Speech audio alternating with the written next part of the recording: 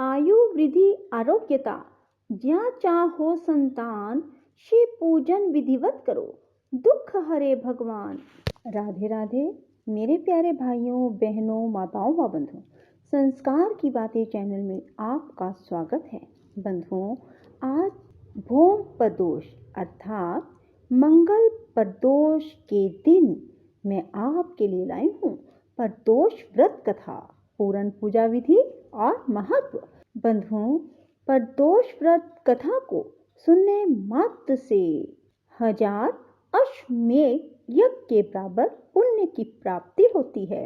बंधुओं, यदि आपने हमारे चैनल को अब तक सब्सक्राइब नहीं किया तो जरूर करें और बेल आइकन दबाना ना भूलें, ताकि आपको हमारी आने वाली सभी वीडियोस की जानकारी सबसे पहले हो सके।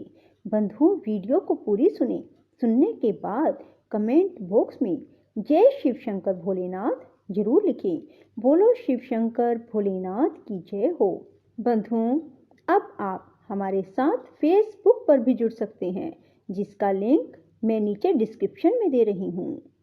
प्रदोष व्रत करने वाला मनुष्य सदा सुखी रहता है, और यदि प्रदोष व्रत की कथा भी सुन ली जाए तो उस मनुष्य के संपूर्ण पापों का नाश हो जाता है। सुहागिन स्त्रियों का सुहाग अटल रहता है, बंदी कारागार से छूट जाता है, और जो जिस कामना को लेकर प्रदोष व्रत करते हैं या प्रदोष व्रत की कथा को सुनते हैं, उनकी सभी कामनाएं भगवान शंकर पूरी करते हैं। बंधुओं, जो मनुष्य भी त्रयोदशी व्रत की कथा सुनते हैं अर्थात प्रदोष व्रत की कथा भी सुनते हैं, तो उन्हें 100 गौ के दान के बराबर फल की प्राप्ति होती है। बंधुओं, जो मनुष्य तन मन धन से त्रयोदशी व्रत को विधि विधान से करते हैं, उनके सभी दुख दूर हो जाते हैं। प्रदोषारोहिणी मुखम के अनुसार सायंकाल के बाद और रात्रि आने के पूर्व दोनों के बीच का जो समय है उसे प्रदोष कहते हैं। व्रत करने वाले को उसी समय भगवान शंकर का पूजन करना चाहिए। प्रदोष व्रत करने वाले को त्रयोदशी के दिन भर भोजन नहीं करना चाहिए। शाम के समय जब सूर्यास्त में 3 घड़ी का समय शेष रह जाए, तब स्नान आदि कर्मों से निवृत्त होकर श्वेत वस्त्र धारण करके इसके बाद संध्या वंदन करने के बाद शिव जी का पूजन करें। पूजा के स्थान को स्वच्छ जल से धोकर मंडप बनाए। वहां 5 रंगों के पुष्पों से पद्म पुष्प की आकृति बनाकर कुशा का आसन बिछाएं। आसन पर पूर्व अभिमुख होकर बैठें। इसके बाद भगवान शंकर का ध्यान करें।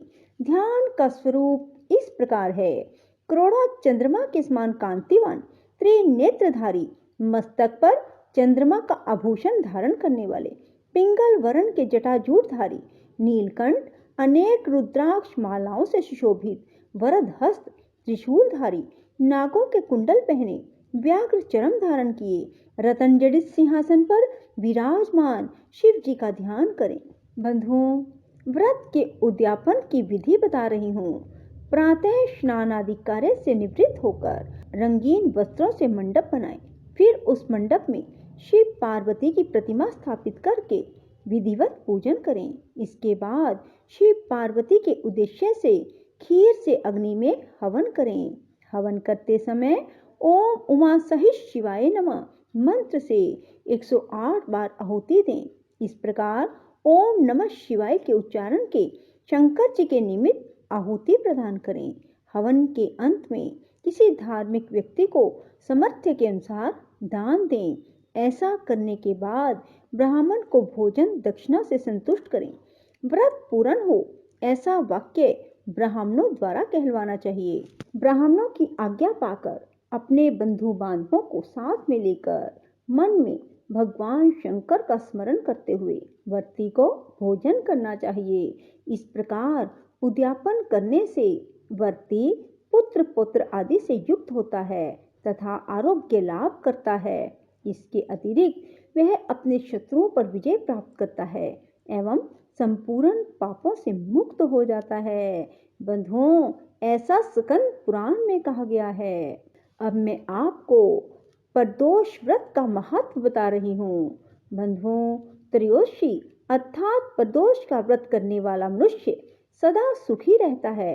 उसके संपूर्ण पापों का नाश इस व्रत से हो जाता है। इस व्रत के करने से विधवा स्त्रियों को अधर्म से ग्लानि होती है। सुहागी नारियों का सुहाग अटल रहता है। बंदी कारागार से छूट जाता है। जो स्त्री पुरुष जिस कामना को लेकर व्रत करते हैं उनकी सभी मनोकामनाएं पूरी होती हैं। त्रयोदशी का व्रत करने वाले को 100 गौदान का फल प्राप्त होता है। इस व्रत को जो विधि विधान और तन मन धन से करता है उसके सभी दुख दूर हो जाते हैं। बोलो शिव शंकर भोलेनाथ की जय हो। मंगल प्रदोष व्रत। सूत जी बोले, अब मैं मंगल त्रयोदशी प्रदोष व्रत का विधि विधान कहता हूँ। मंगलवार का दिन व्याधियों का नाशक है। इस व्रत में एक समय व्रती को गेहूं और गुड़ का भोजन करना चाहिए। देव प्रतिमा पर लाल रंग का फूल चढ़ाएं। स्वयं लाल वस्त्र धारण करें। इस व्रत के करने से मनुष्य सभी पापों व रोगों से मुक्त हो जाता है।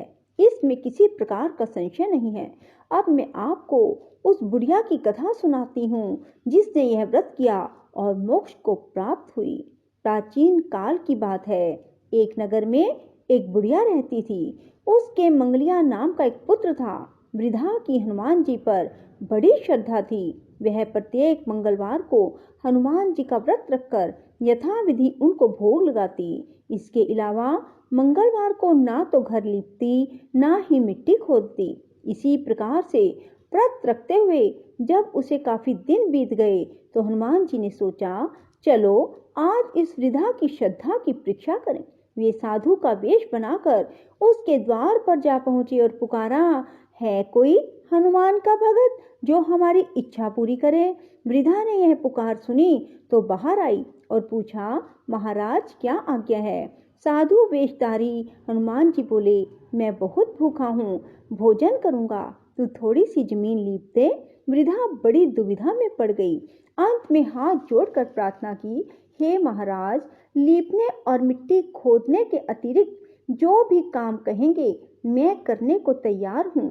साधु ने 3 बार परीक्षा कराने के बाद कहा, तू अपने बेटे को बुला, मैं उसे औंधा लिटाकर उसकी पीठ पर आग जलाकर भोजन बनाऊंगा। वृद्धा ने सुना तो पैरों तले धरती खिसक गई, मगर वह वचन हार चुकी थी। उसने मंगलिया को पुकार कर साधु महाराज के हवाले कर दिया, मगर साधु ऐसे ही मानने वाले ना थे।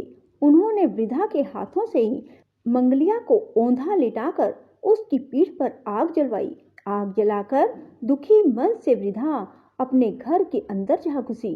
साधु जब भोजन बना चुका तो उसने वृद्धा को बुलाकर कहा, वह मंगलिया को पुकारे ताकि वह भी आकर भोग लगा ले।